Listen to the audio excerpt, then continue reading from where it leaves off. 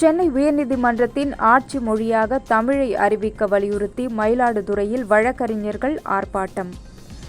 சென்னை உயர்நீதிமன்றத்தில் தமிழ் மொழியை ஆட்சி மொழியாக அறிவிக்க வலியுறுத்தி 8 நாட்களாக உண்ணாவிரத போராட்டத்தில் ஈடுபட்டுள்ள வழக்குரைஞர்கள் உள்ளிட்ட 25 பேரின் போராட்டத்தை முடிவுக்கு கொண்டு வர வலியுறுத்தியும், உடனடியாக தமிழை உயர்நீதிமன்றத்தின் ஆட்சி மொழியாக்க மத்திய அரசை வலியுறுத்தியும் மயிலாடுதுறையில் வழக்கறிஞர்கள் ஆர்ப்பாட்டம் நடத்தினர்.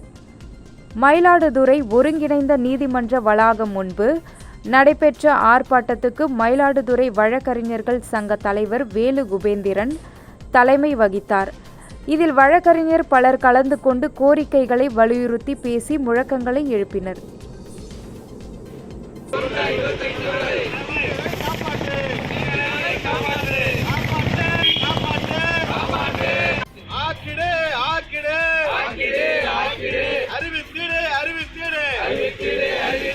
தமிழ் மொழியை ஆட்சி மொழியாக அறிவித்திடு.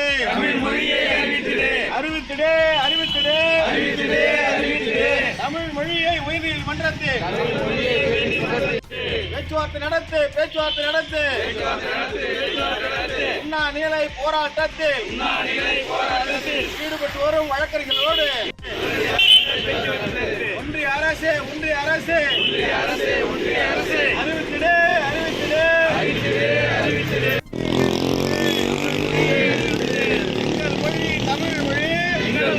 தமிழ் மொழி 1000 ஆண்டுகால பழமை மொழி.